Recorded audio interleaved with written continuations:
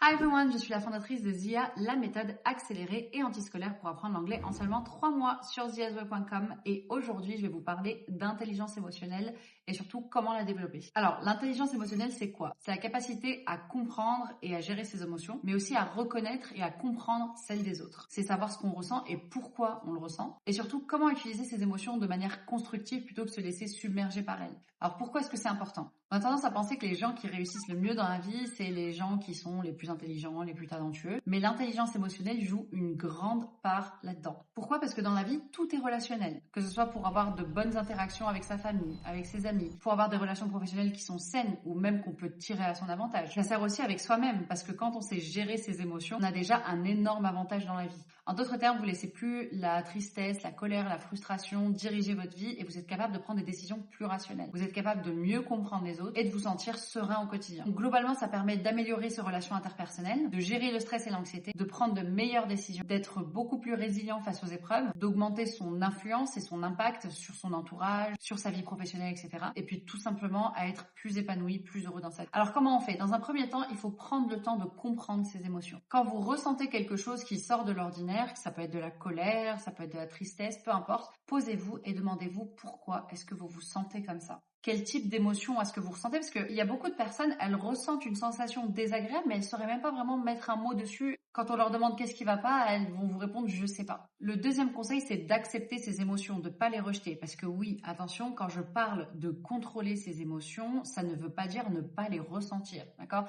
Ça veut pas dire les rejeter, pas du tout, bien au contraire. Ça veut simplement dire que on accepte de ressentir ses émotions, on accepte qu'on ressent de la colère, de la frustration, de la tristesse, tout ce que vous voulez. On se demande pourquoi et des fois le simple fait de se demander pourquoi, ça suffit déjà à mettre fin à l'émotion négative. Une fois qu'on comprend mieux cette émotion-là, on est capable derrière de prendre de meilleures décisions sans se laisser influencer. Par exemple, le fait d'être capable de se dire ok, là je suis furieux à cause de telle chose, il faut que je fasse ça pour réussir à me calmer et il ne faut surtout pas que je prenne telle ou telle décision parce que c'est la colère qui est en train de m'influencer. Là, vous êtes quelqu'un d'intelligent émotionnellement. Conseil numéro 3, améliorer votre écoute. Parce que l'intelligence émotionnelle, c'est pas uniquement à propos de soi, c'est aussi à propos des autres. Et souvent, on écoute pour répondre, pas du tout pour comprendre. Prenez le temps d'écouter les autres sans les interrompre, sans forcément déjà réfléchir à ce que vous allez répondre une fois qu'ils auront fini de parler. Essayez de capter quelles sont les émotions qu'ils ressentent, c'est-à-dire qu'à travers leur discours, est-ce qu'ils sont en train d'être tristes, est-ce qu'ils sont énervés, etc.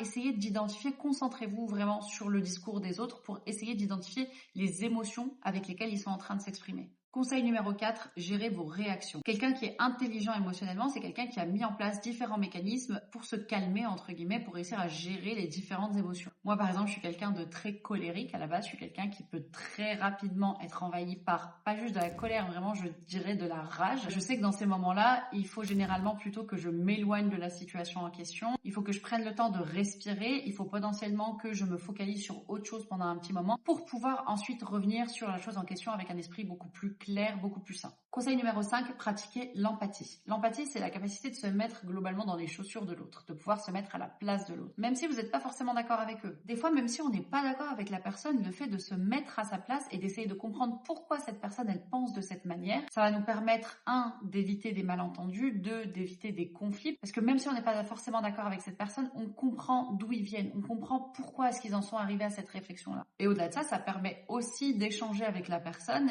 et ça permet aussi d'adapter son discours et donc forcément d'être mieux reçu par la personne en face. Et au-delà de ça, vous mettez en place un environnement où les autres se sentent compris quand ils sont autour de vous. Et ça, vous vous rendez pas compte à quel point c'est une force, c'est-à-dire que c'est des gens, même s'ils savent que vous n'allez pas forcément être d'accord avec eux, ils vont sentir qu'ils sont dans un environnement où ils sont vraiment écoutés, où vous n'allez pas les juger et où la discussion elle sera vraiment constructive. Conseil suivant, réfléchissez avant de réagir. Ça rejoint un petit peu mon conseil de gérer vos réactions. Généralement, quand je sens que je suis prise vraiment par une émotion qui est ultra intense, ce que je vais faire, c'est que je vais essayer de prendre du recul pendant 24 heures avant de prendre la moindre décision, avant de faire le moindre truc. Ça évite de prendre des décisions impulsives, par exemple sous le coup de la colère. Ça évite de couper les ponts avec certaines personnes alors que ça aurait clairement pu être réparé si on avait fait ça à esprit reposé. Bref, l'intelligence émotionnelle, c'est aussi parfois savoir se taire quand on sait que l'émotion est trop intense et qu'on ne sera pas en mesure d'être rationnel. Conseil suivant, c'est utiliser le journaling. Alors, le but, c'est pas d'être au pays des pâquerettes et d'avoir un journal des émotions, c'est pas ça. C'est de pratiquer le journaling comme j'en ai parlé dans une de mes vidéos. J'ai fait vraiment une vidéo complète là-dessus, je vous conseille vraiment d'aller voir. C'est pas un journal intime de petite fille, l'objectif c'est de faire de l'introspection. Ça permet vraiment d'aller explorer toutes sortes de choses. Ça peut permettre de réfléchir à quelle décision prendre,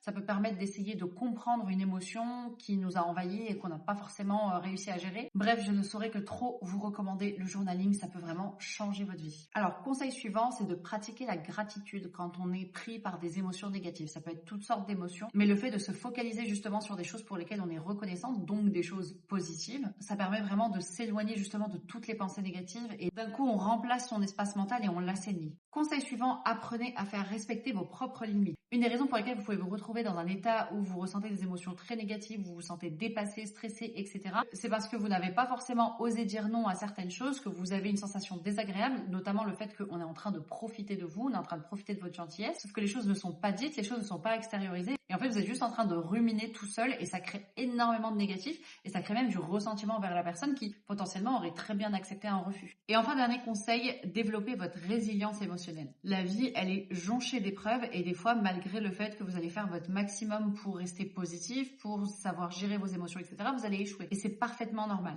Parfois, après avoir réussi pendant une longue période à être une personne heureuse, sereine, qui gère ses émotions, qui comprend les autres, etc., vous allez avoir une épreuve qui va vous mettre au fond du trou et vous allez plus du tout réussir à gérer. Il faut garder à l'esprit que ça fait partie intégrante de la vie, qu'il n'y a aucun chemin qui est linéaire et vous n'avez pas vraiment perdu vos acquis. C'est juste que vous devez remonter la pente et revenir à ce que vous étiez avant. Il faut accepter l'échec, se demander quelles leçons on peut en tirer et passer à autre chose. Bref, pour conclure, je sais que l'intelligence émotionnelle, c'est un sujet dont on ne parle pas énormément, mais je trouve que c'est tellement important parce que c'est quelque chose qui peut tellement vous faciliter la vie, pas seulement pour vous-même, mais aussi dans vos relations avec les autres. Et je suis vraiment convaincue qu'on ne peut pas réussir dans la vie, qu'on ne peut pas être une personne qui a du succès tant qu'on n'est pas une personne qui a de l'intelligence émotionnelle et qui arrive justement à avoir d'excellentes relations interpersonnelles. Donc développer cette intelligence émotionnelle, c'est vraiment se donner un gros avantage dans la vie. Et voilà, c'est tout pour cette vidéo, j'espère qu'elle vous aura plu. Si c'est le cas, n'oubliez pas de vous abonner, d'activer la petite cloche pour être prévenu de toutes les prochaines vidéos. Je sors environ une vidéo par semaine. N'oubliez pas aussi de me suivre sur Instagram, Facebook et TikTok, c'est là que je suis la plus active. Quant à moi, je vous dis à très bientôt sur ziazo.com.